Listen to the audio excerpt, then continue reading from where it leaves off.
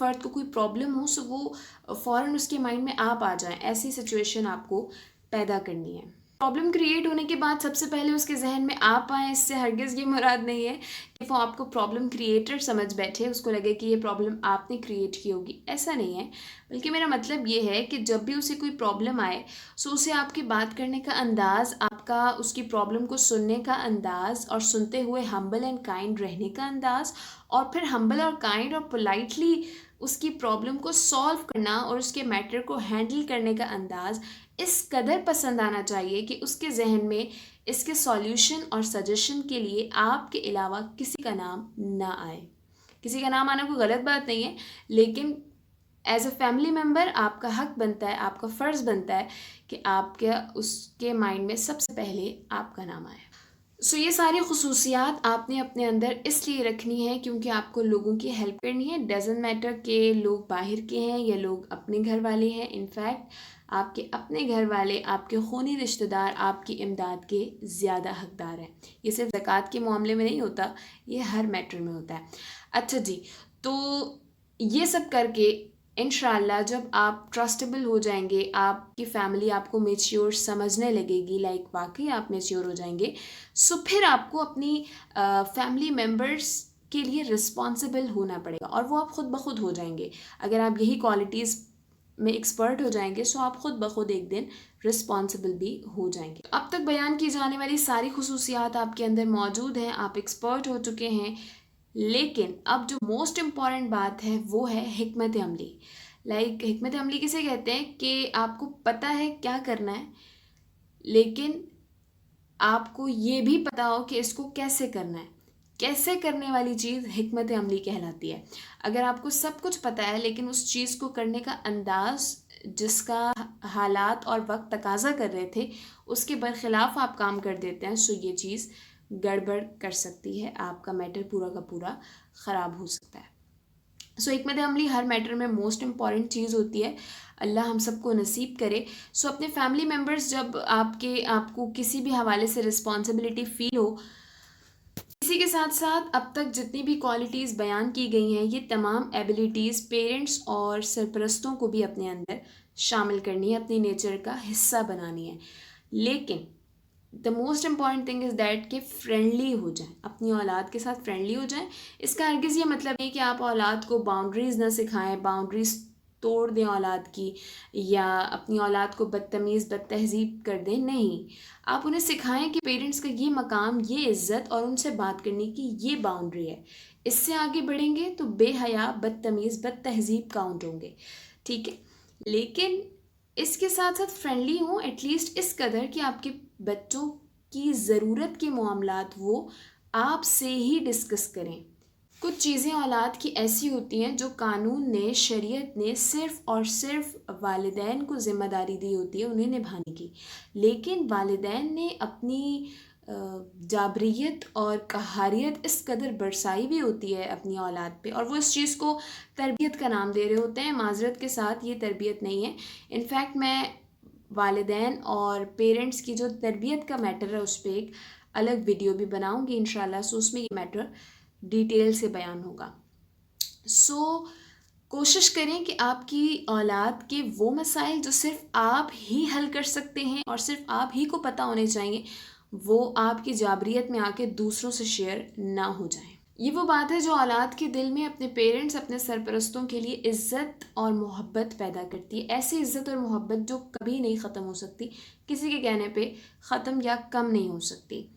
इसी के साथ साथ अगर कभी हमारी घर में किसी के साथ मिसअंडरस्टैंडिंग हो जाती है या हमें किसी की नेचर नहीं समझ में आ रही होती है और बर्दाश्त करते करते एक आध दिन लड़ाई हो जाती है, या हमारी लड़ाई तो नहीं होती किसी के साथ, लेकिन घर में किसी दो की, तीन की आपस में लड़ाई हो जाती है और अब हम वहाँ पर पहुँच चुके हैं।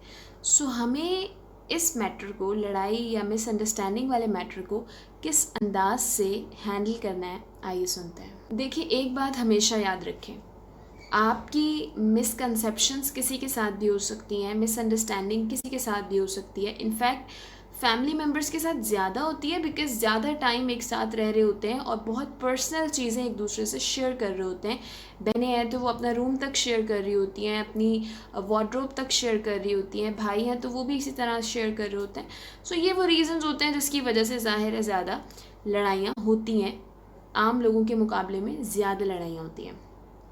याद रखने वाली बात यह है कि आपने किसी भी लड़ाई को इतना तूल नहीं देना कि ज़िंदगी भर के लिए बातचीत ख़त्म हो जाए या दिलों में नफ़रत पैदा हो जाए और मजबूरी बन जाए सलाम दुआ करना, बातचीत करना।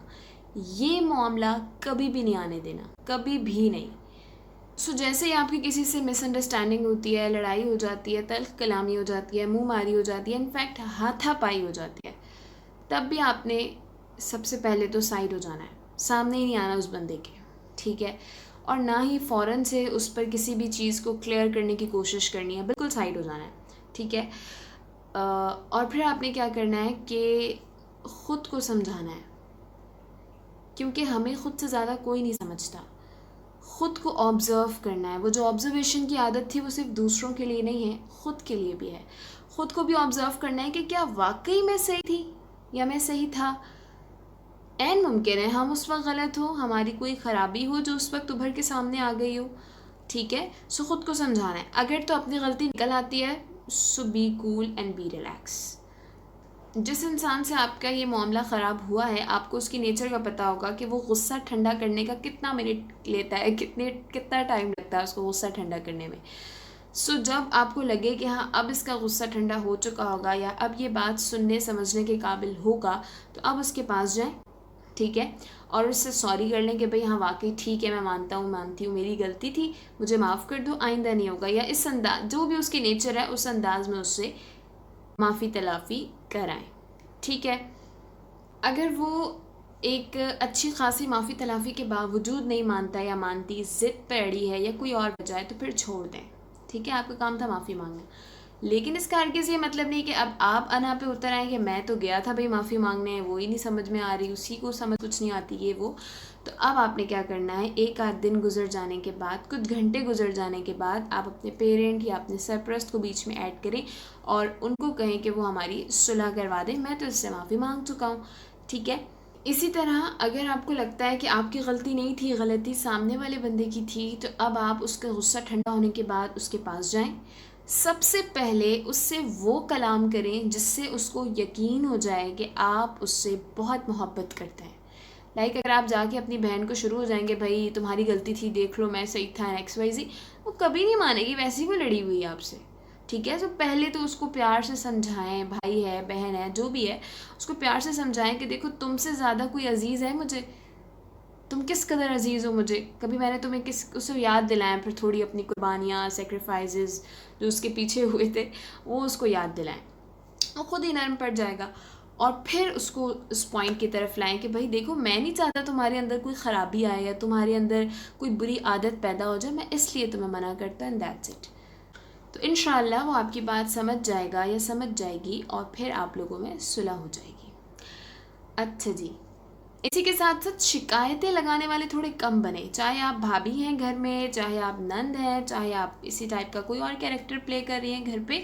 तो देखिए जब भी किसी की अनबन हो जाए, किसी की नाराज़गी, लड़ाई हो जाए, तो उस वक्त तो मामले की नहीं, फ़ौरन कभी नहीं शुरू हुआ करेंगे यार चलो अभी रिएक्शन दो, नहीं, फ़ौरन कोई नहीं मानता बात, उमूमन लोग नहीं मान रहे होते, वो गुस्से में होते हैं। थोड़ा सा रिलीफ देने के बाद, अब रिलीफ का मतलब ये नहीं कि 6 महीने वेट करते रहें, बात ही पुरानी हो जाए और दिलों में नफ़रतों के बीज बोए रहें, ये भी नहीं करना। कुछ घंटों के बाद आपने उन सबको पहले अलग अलग समझाना है, उसके बाद मिलाकर सुलह करा देनी है। सो घर के हर फैमिली मेम्बर को अपने ऊपर ये रिस्पॉन्सिबिलिटी फ़ील होनी चाहिए कि मुझे सुलह करवानी है, लड़ाइयाँ नहीं बढ़ानी,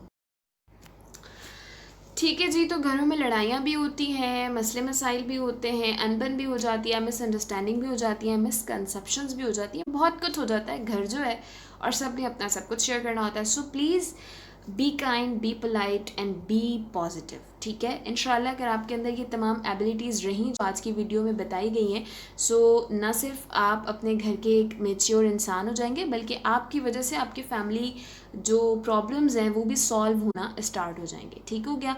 और घबराना नहीं घबराना नहीं है आपने सबसे पहले। सबसे पहले वाकई आपने घबराना नहीं है और हम्बल रहना है, पेशेंस रखनी है अपने अंदर। हिकमत अमली हर मसले का बेहतरीन हल है, ठीक है। जब भी मैटर सॉल्व करना है उससे पहले सोचें, प्लानिंग करें कि इसको किस किस वे में करना बेहतरीन रहेगा, किस अंदाज से करूँगा तो क्या नतीजा सामने आएगा। पूरी प्लानिंग के साथ हमेशा, चाहे घर का मैटर हो चाहे बाहर का मैटर हो, उसको सॉल्व किया करें। आपको कोई भी कन्फ्यूजन हो, किसी और हवाले से सॉल्यूशन चाहिए हो या इस वीडियो के अकॉर्डिंग कोई क्वेश्चन हो, आप मुझे इंस्टा पर डीएम कर सकते हैं। इवन मेरे टिकटॉक और इंस्टा के अकाउंट का एड्रेस डिस्क्रिप्शन बॉक्स में मौजूद है, वहाँ जाकर मुझे ज़रूर फॉलो करें। मेरे इस वीडियो को ज़रूर शेयर करें अपने उन तमाम लोगों से जिनसे आप बहुत प्यार करते हैं और आप चाहते हैं कि उनके घरेलू मामलात सॉल्व हो जाएं।